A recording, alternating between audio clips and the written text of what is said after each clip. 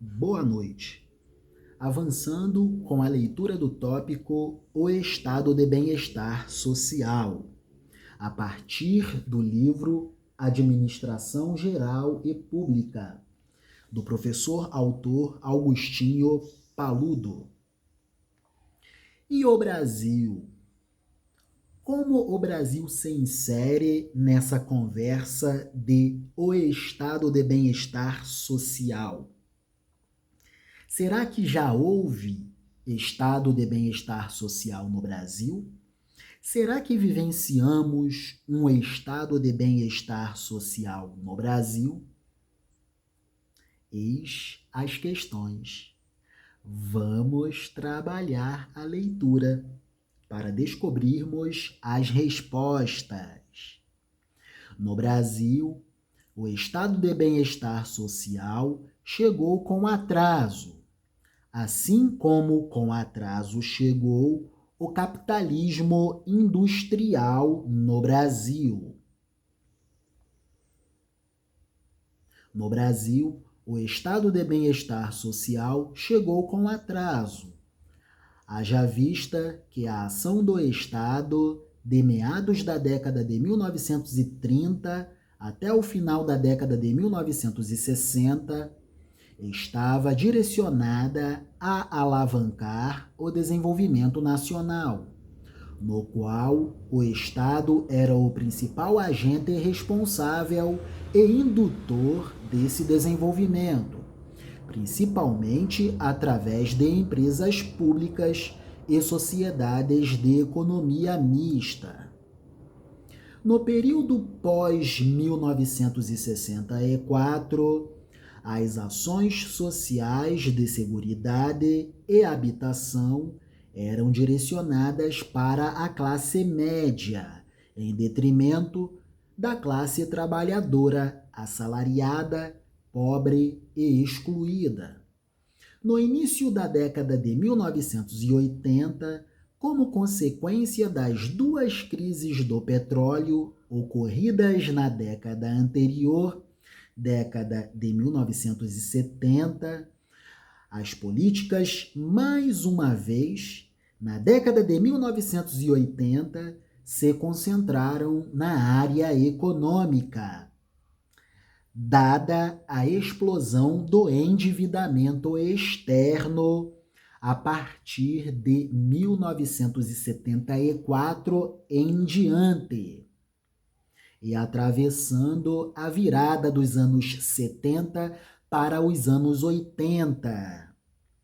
De 1980 a 1984 se dá a fase de decadência da ditadura militar no Brasil. E é importante observarmos que tanto o milagre econômico, que foi um contexto propício para a formação de um estado de bem-estar social no Brasil, tanto quanto o segundo Plano Nacional de Desenvolvimento, tanto um como o outro, foram financiados a partir do crédito externo.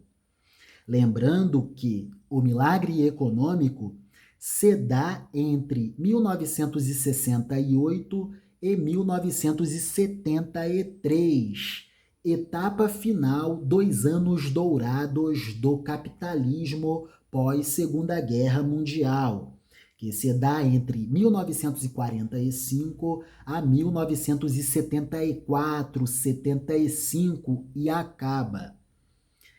Lembrando também que entre 1971 e 1973 se dá o fim do padrão dólar-ouro, fim do sistema monetário internacional Bretton Woods.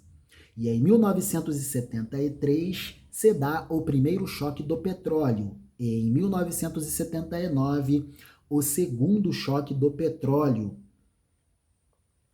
Na segunda metade dos anos 1970, de 1975 em diante, como a oferta de petróleo ao mundo diminui, o preço dos produtos se encarece muito, e há um período de elevadas taxas inflacionárias, principalmente nos Estados Unidos da América, o que faz com que o Banco Central norte-americano, na virada dos anos 70 para os anos 80, eleve a taxa básica referencial de juros para a economia norte-americana a 20% ao ano, algo inimaginável, surreal, surrealíssimo, inimaginável.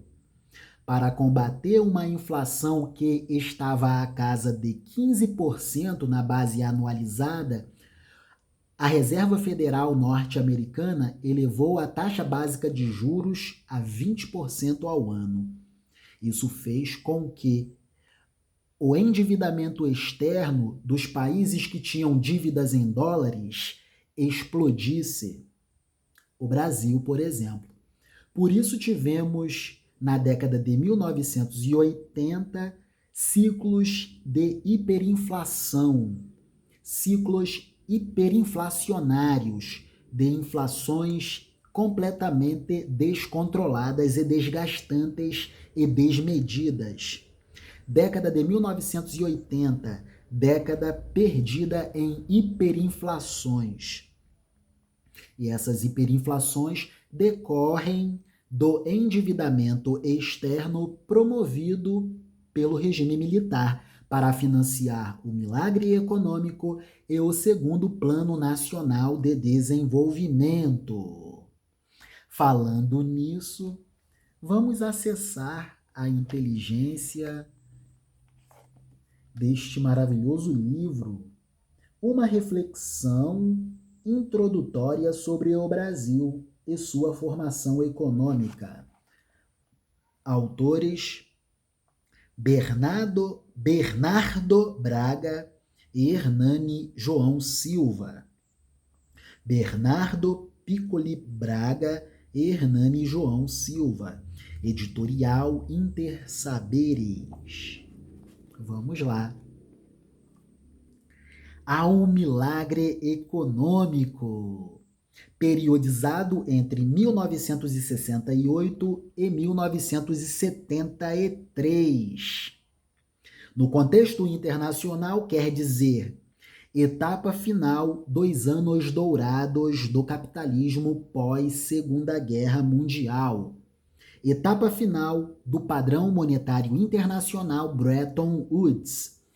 Padrão monetário dólar-ouro. As moedas nacionais dos países participantes do sistema internacional Bretton Woods se vinculavam ao dólar. O dólar era uma âncora para as moedas dos países participantes do sistema monetário internacional Bretton Woods. E o dólar avisava para o mundo que ele estava ancorado e vinculado nas reservas em ouro norte-americanas. Isso acaba entre 1971 e 1973, o que faz com que as taxas cambiais e de juros que eram fixas tornarem-se, com o fim do padrão dólar-ouro, taxas cambiais e de juros flutuantes. O preço do dólar não é mais estável, passa a flutuar e a oscilar muito. Muita volatilidade no preço do dólar desde então. O que dá para perceber que quando lá na virada dos anos 70 para os anos 80, quando o Banco Central norte-americano eleva a taxa referencial de juros para a economia norte-americana a 20% ao ano, os dólares que navegavam no mundo afora, os capitais em dólares, navegantes no mundo, se deslocando, entrando e saindo das diversas economias, com essa taxa de juros nos Estados Unidos, eles tenderam a migrar para a economia financeira norte-americana, fazendo com que a dívida externa em dólares dos países que haviam se endividado em dólares explodisse. É isso. Ao milagre econômico. Temos que, Quanto ao término do mandato de Costa e Silva, o presidente morreu em 1969, antes de concluir seu mandato. Seu vice, o civil Pedro Aleixo, foi impedido de tomar posse pela linha dura do regime militar. Por isso, o Brasil foi conduzido por 60 dias por uma junta governativa provisória, formada pelos ministros do Exército, da Marinha e da Aeronáutica. Os 3 militares advindos dessas instituições alteraram, por meio da Emenda Constitucional número 1, de 17 de outubro de 1969, a Constituição de 1967, tornando legal o regime autoritário, dando maiores poderes ao novo presidente, o general Emílio Garrastazu Médici. Regime militar, um período em que não havia o menor respeito à Constituição. A todo momento, mecanismos alteravam os dispositivos constitucionais para dar estabilidade ao regime autoritário. Podemos perceber que a todo momento há golpes dentro do golpe, descumprimento de regras. O vice do presidente Costa e Silva não pôde ser empossado. E o Brasil governado por 60 dias por uma junta governativa provisória, alterando a Constituição de 1967 para tornar legal o regime autoritário, dando maiores poderes ao novo presidente, o general Emílio Garrastazu Médici. O governo de Médici se destacou por 2 aspectos principais. Primeiro, durante esse governo, ocorreu o período chamado Milagre Econômico. E segundo, foi nessa gestão que houve o maior nível de violência do regime. No cenário econômico, é possível citar a criação do Instituto Nacional de Colonização e Reforma Agrária, INCRA, do Programa de Integração Nacional, PIN, das Telecomunicações Brasileiras, Telebrás, do Programa de Integração Social e Programa de Formação do Patrimônio do Servidor Público, o PIS-PASEP. Também foi durante o governo de Médici que certas iniciativas importantes ganharam força, como expansão do crédito, controle da inflação em níveis baixos para os padrões da época, algo em torno de 18% ao ano, e crescimento do produto interno bruto, em 2 dígitos de percentuais ao ano. Chegamos a ter um crescimento de 14% em 1973. Tudo parecia dar certo. Até a Copa do Mundo o Brasil levou, mas a alegria durou pouco, porque o regime militar não observou o fim do padrão dólar-ouro, o fim do sistema monetário internacional Bretton Woods, não observou o primeiro choque do petróleo, o segundo choque do petróleo, tanto é que, mesmo após o fim do padrão dólar-ouro, o Brasil implementou um segundo Plano Nacional de Desenvolvimento, financiado também a partir do crédito externo. As taxas de juros internacionais se elevando e o Brasil tomando dólares emprestados para poder financiar o segundo Plano Nacional de Desenvolvimento.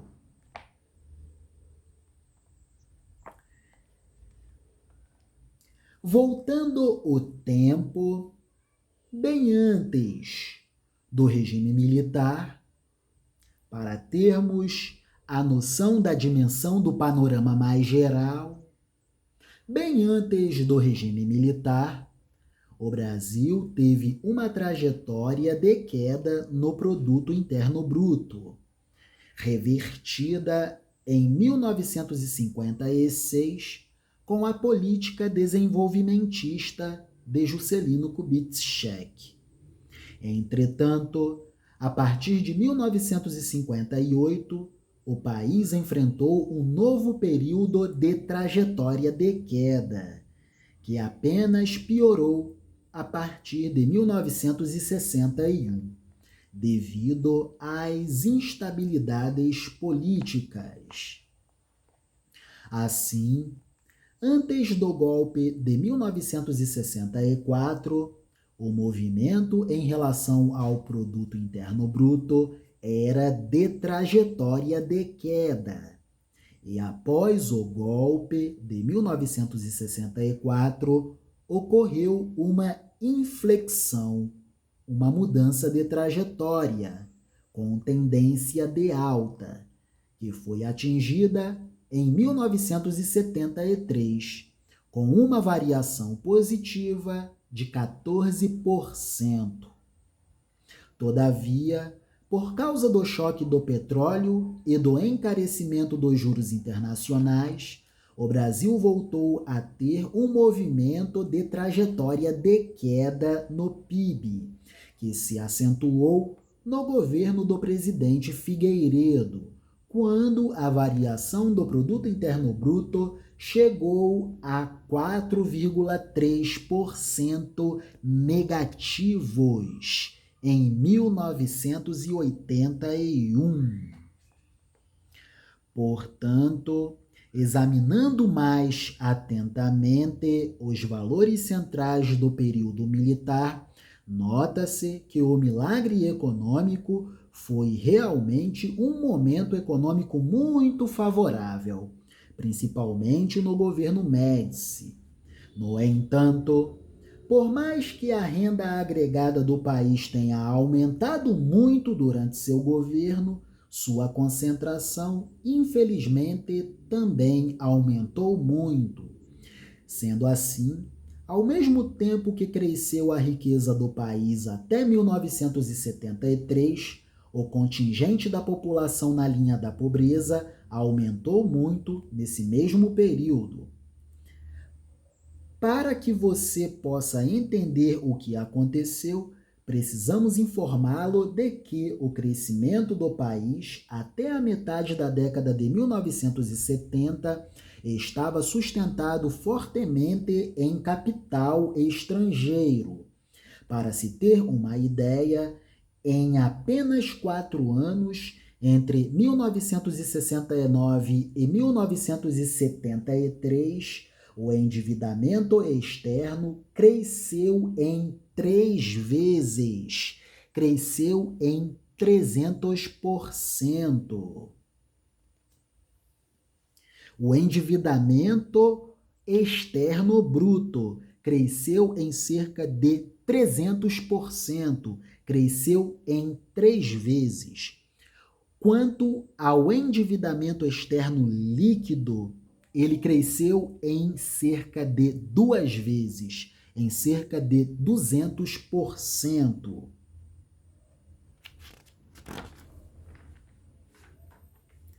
Quando veio a crise do petróleo em 1973, esse cenário econômico resultou em uma inflação que disparou, chegando a patamares de aproximadamente 35% de variação anual.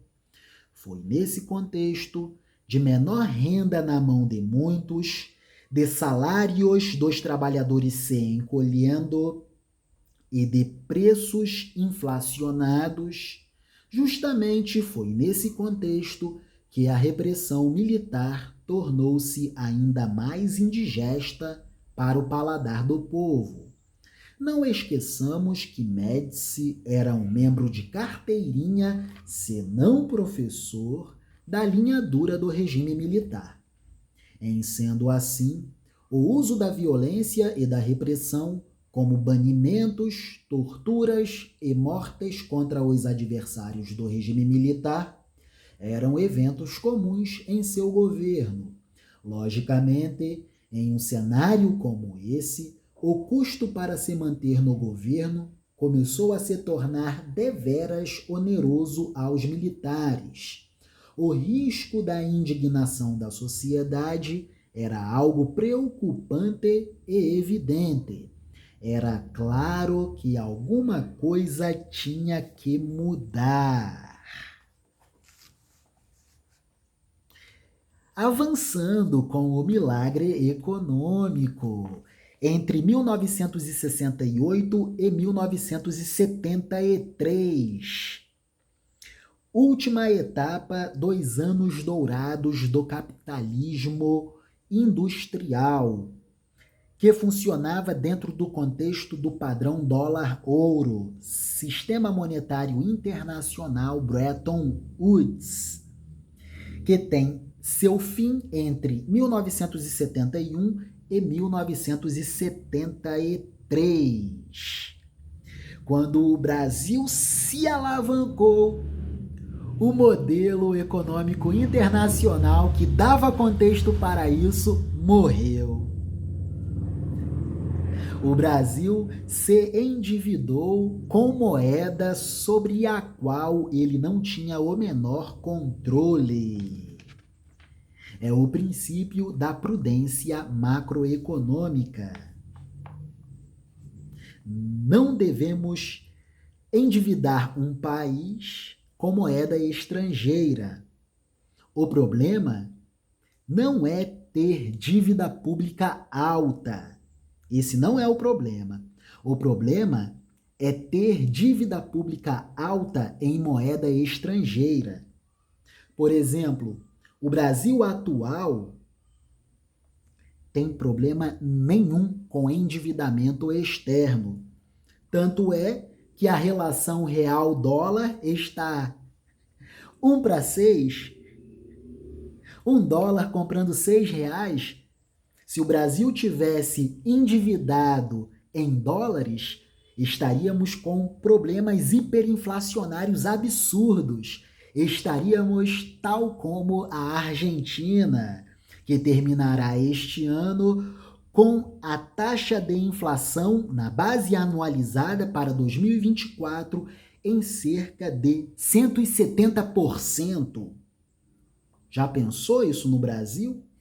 E é curioso, porque eles estão fazendo superávit fiscal, mas com uma taxa inflacionária em quase 170%. Uma dívida pública completamente dolarizada e o peso argentino funcionando como moeda podre, papel sem valor. E o Brasil está suportando déficits fiscais para acomodar um gasto que foi gerado pela pandemia. É só lembrarmos do governo de transição que garantiu a expansão do programa assistencial Bolsa Família, pagando R$600 por mês a famílias carentes.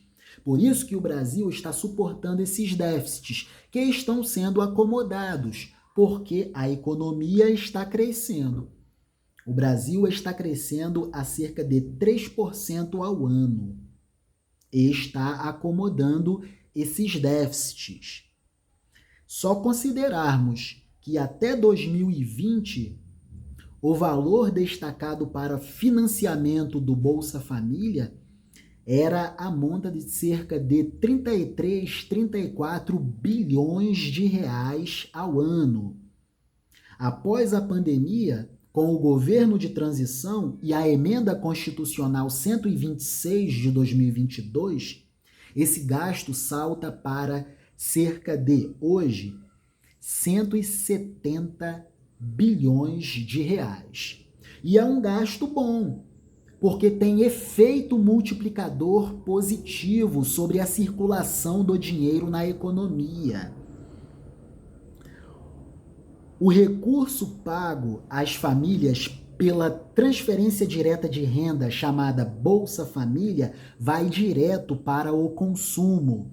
É dinheiro circulando no comércio, mais transações econômico-financeiras no comércio e na prestação de serviços. E isso tudo volta em arrecadação de impostos para o governo. Então, macroeconomicamente, é um investimento que vale muito a pena, esse investimento social. Mas falaremos sobre isso daqui a pouco, para verificarmos se hoje temos ou não temos um estado de bem-estar social no Brasil. Vamos voltar para 1968, o milagre econômico. Ainda no governo Costa e Silva, o ministro da Fazenda, Antônio Delfim Neto, assumiu o planejamento das finanças. A estratégia de Delfim Neto foi investir na expansão do crescimento de diversos setores da economia brasileira. Foram realizados investimentos nos serviços públicos e nos setores industriais, de exportações e de produção agrícola. Boris Fausto explica que o sucesso do chamado milagre econômico ocorreu graças a um aproveitamento da disponibilidade de recursos no cenário internacional. Era um período em que as nações estáveis realizavam empréstimos para investimentos internos. Época de expansão do crédito externo. Com o aumento da dívida, com a expansão do crédito externo e, consequentemente, com a expansão do endividamento externo, vinha o aumento do investimento estrangeiro no Brasil. Dois setores em particular se beneficiaram muito desse processo: as indústrias automobilística e de eletrônicos. Os serviços de telecomunicações deu um salto significativo durante esse período. Os aparelhos de TV, que em 1960 estavam em menos de 10% das moradias brasileiras, no início da década seguinte, estavam em cerca de 40% das casas. O Estado teve papel fundamental nesses números, que receberam incentivos e investimentos de instituições públicas, como a Embratel e a Telebrás. Do ponto de vista financeiro, parte da população viu, durante o período do milagre econômico, um substancial crescimento do crédito.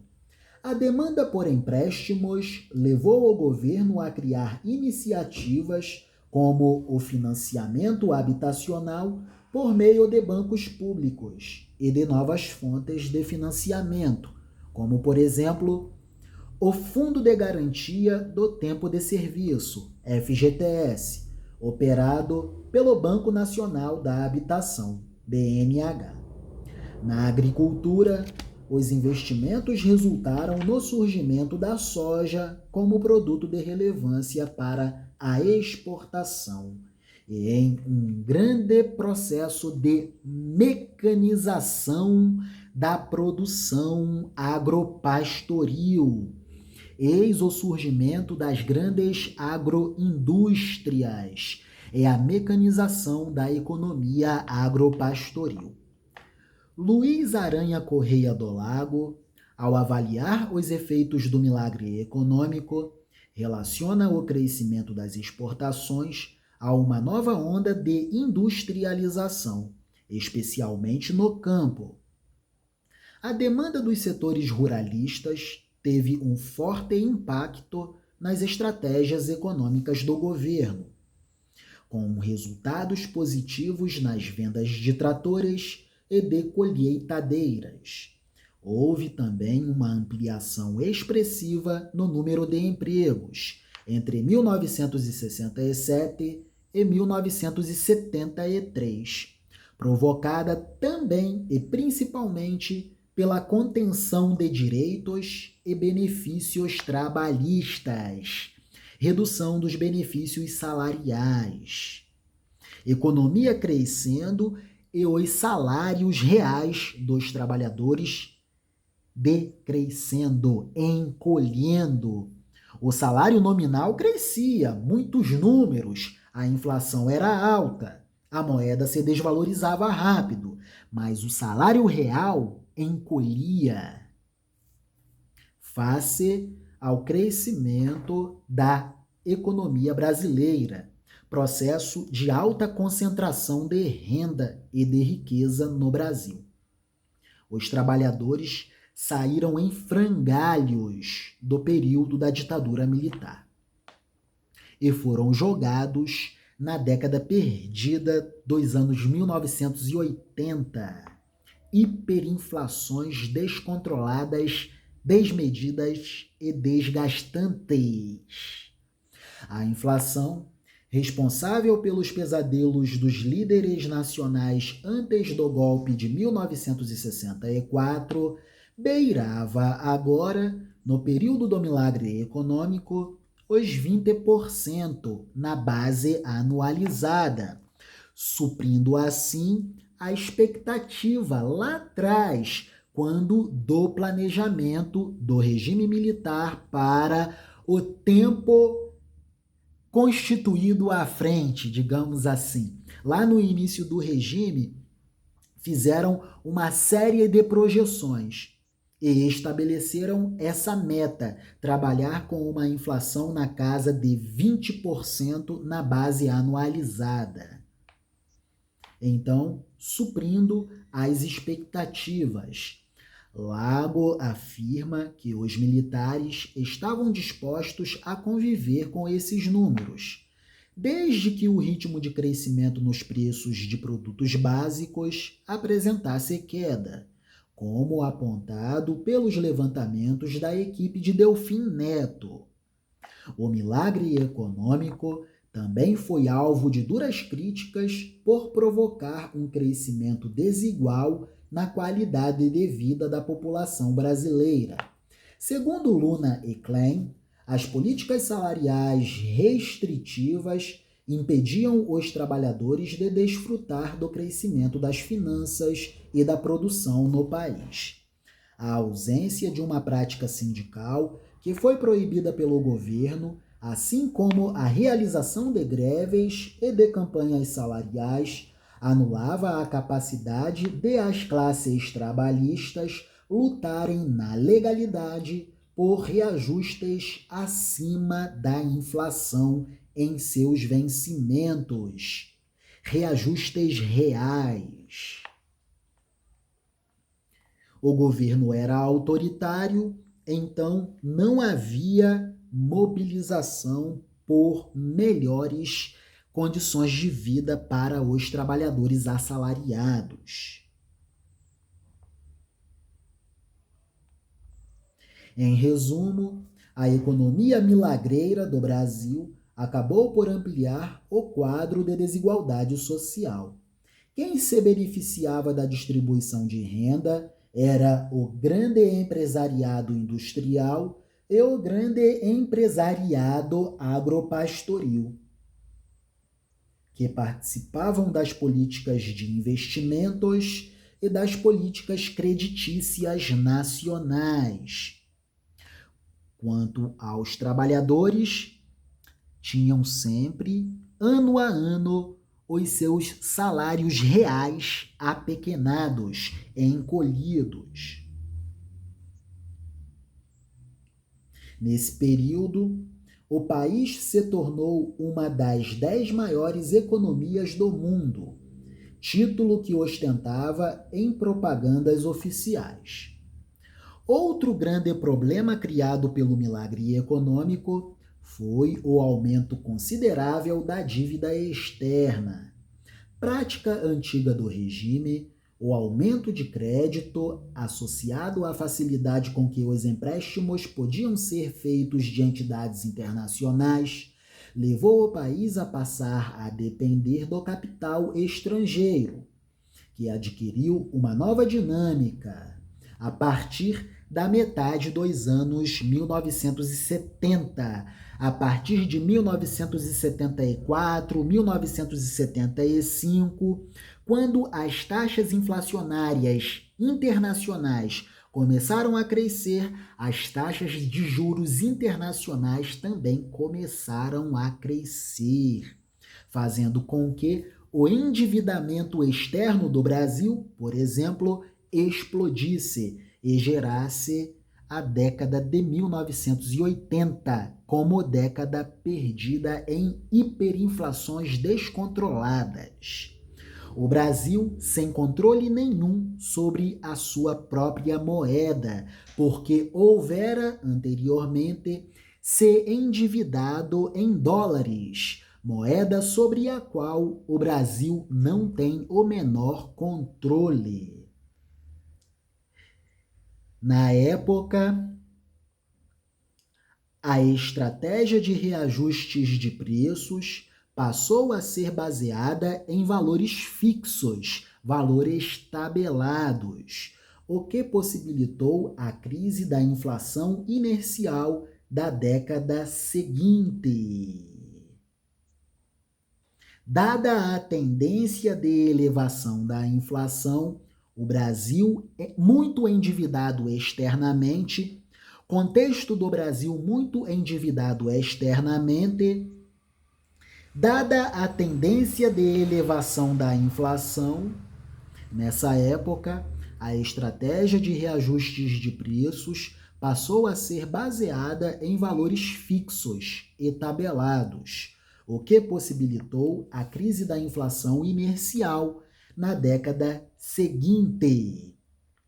Se há expectativa de alta inflação no ano que vem, efetivamente haverá alta inflação ainda mais no ano que vem. É a lógica da inflação inercial. Anos 80 no Brasil. O Brasil sem controle nenhum sobre a sua dívida pública, porque houvera, no período do regime militar, ser financiado em dólares. Outro efeito colateral do crescimento econômico foi a desconsideração com o meio ambiente, adotando o chamado capitalismo selvagem. O principal exemplo desse descaso ecológico do governo Médici foi o projeto da rodovia transamazônica, fruto de um esforço do Exército para garantir a segurança da região norte. A obra provocou destruição do meio ambiente e só serviu para enriquecer empreiteiras, muitas das quais conhecemos hoje. Que curioso, né? É isso. Informações do contexto da época. Quanto à dívida externa bruta, o Brasil sai de 4,4 bilhões de dólares em 1969 e chega a 1973 em 12,6 bilhões de dólares. Em 5 anos, entre 69 e 73, a dívida externa bruta brasileira cresceu em 300%. E quanto à dívida externa líquida, ela sai de 3,4 bilhões de dólares em 1969 e chega a 1973 em 6,1 bilhões de dólares, um crescimento em 5 anos de 200%. Pois é isso. Esses números foram retirados deste maravilhoso livro, Formação Econômica do Brasil. Pronto, agora sim, vamos reler o livro do professor Paludo e verificar Verificar o quê? Verificar que não houve estado de bem-estar social no Brasil no período do regime militar. Os dois parágrafos que lemos anteriormente. No Brasil, o estado de bem-estar social chegou com atraso, haja vista que a ação do Estado, de meados da década de 1930 até o final da década de 1960, estava direcionada a alavancar o desenvolvimento nacional, no qual o governo era o principal agente responsável e indutor desse desenvolvimento, principalmente através de empresas públicas e sociedades de economia mista. Uma observação muito importante. Após 1930, os grandes períodos de crescimento econômico, principalmente de crescimento econômico industrial no Brasil, esses ciclos se originaram a partir da ação do Estado. Nós precisamos compreender a formação da nossa cultura dentro do contexto do desenvolvimento da história do Brasil. Por que no Brasil o Estado exerce um papel muito relevante? Ora, é da nossa formação, isso é bem óbvio. Todos os impulsos de crescimento econômico no Brasil aconteceram a partir do investimento público. Então, quer dizer que, se não houvesse um Estado como conhecemos o Estado brasileiro, um Estado que impulsiona o crescimento econômico no curso da sua história, se não existisse isso, o Brasil seria completamente diferente. Muito provavelmente, seríamos uma economia essencialmente agropastoril, sem um mínimo parque industrial. Seríamos uma economia infinitamente mais pobre. Precisamos nos atentar para isso. Avançando para a leitura do segundo parágrafo. No período pós-1964, as ações sociais de seguridade e habitação eram direcionadas para a classe média, em detrimento da classe trabalhadora, assalariada, pobre e excluída. No início da década de 1980, como consequência das duas crises do petróleo ocorridas na década anterior, as políticas mais uma vez se concentraram na área econômica. Os anos 80, principalmente a segunda metade dos anos 80, de 85 para frente, foi um período em que o Estado tentou consertar de todos os modos a economia monetário-fiscal brasileira. Tanto é que tivemos vários planos monetários fracassados, mas esses planos monetários formaram uma inteligência de tal modo interessante para a consolidação em 1993, 1994 do Plano Real, que efetivamente trouxe soberania monetário-fiscal para o Brasil. O Brasil tem endividamento em dólar praticamente nenhum. O Brasil tem uma moeda que é reconhecida como uma moeda interessante no mundo. O real é forte sim. E o Brasil conseguiu uma estabilidade em relação ao controle inflacionário, que foi o maior ganho a partir da instauração do Plano Real. Como o Brasil não tem mais endividamento externo, a gente pode verificar essa relação atual, real-dólar, 1:6, $1 comprando R$6, e problema nenhum na dívida externa brasileira, porque o Brasil não tem dívida em dólares. A dívida pública brasileira é toda em reais. Quer dizer que o Brasil pode trabalhar com uma taxa referencial de juros muito menor em comparação com as taxas de juros que o Banco Central trabalha normalmente. O Brasil já tem a maior taxa de juros reais do mundo. Isso não faz sentido. Os aplicadores financeiros internacionais ganham muito dinheiro aqui, porque é a maior taxa real de juros do mundo. Os caras vão fugir para onde? Quem é que está pagando o que o Brasil paga? Ninguém paga o que o Brasil paga. O Brasil pode se dar ao luxo de reduzir a taxa Selic a 2 pontos percentuais, que ele continua tendo a maior taxa real de juros do mundo. Os aplicadores financeiros vão fugir para onde? Esse encarecimento do dólar atualmente tem que ver com fatores internacionais, por exemplo, a mudança do governo federal norte-americano. Está havendo uma transição. E é uma transição bem complicada para os outros países mundo afora. Então, o dólar, como moeda de reserva de valor internacional, ele se torna um porto seguro quando as expectativas perigam não se concretizarem. Então, o mundo todo foge para o dólar. É o contexto a partir do qual está se dando essa desvalorização do real. Mas isso é temporário. Lá na frente, a moeda brasileira volta a ter alguma valorização.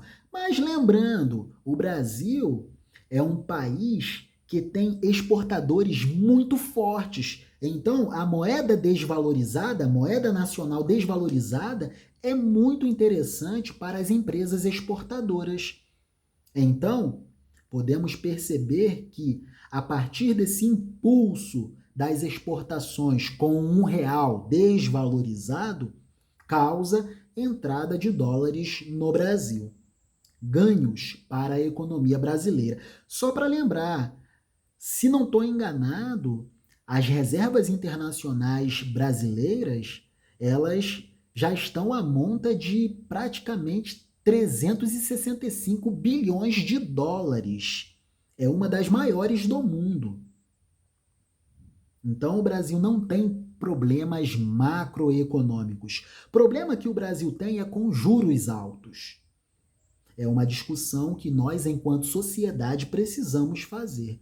O Brasil pode trabalhar com taxa Selic bem mais baixa do que a atual, 12,25% ao ano, com uma economia que está precisando crescer. A taxa de crescimento potencial da economia brasileira é cerca de 5%. Nós estamos crescendo a 3%. Poderíamos estar crescendo a 5% se a taxa Selic fosse mais baixa. Como o Brasil tem uma produção industrial interessante, qualquer queda na taxa de juros expande o impulso produtivo da indústria. Geram-se mais empregos. Ganhos para o país. É isso. Então, vimos aqui, dentro dessa conversa toda, que o regime militar, embora tenha alcançado um contexto econômico interessante, não instaurou o estado de bem-estar social no Brasil. E quando chegou no pico do crescimento, em 1973, os anos dourados do capitalismo industrial pós Segunda Guerra Mundial estavam se findando. O sistema Bretton Woods morre entre 1971 e 1973, fim do padrão dólar-ouro.